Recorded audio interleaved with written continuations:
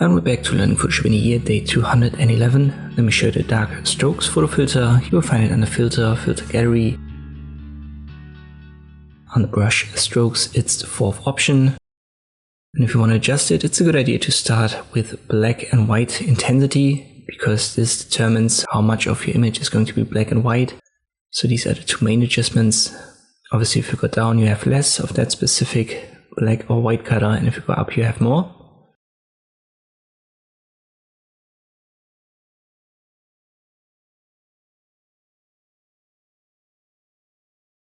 And then the balance is more a detail adjustment.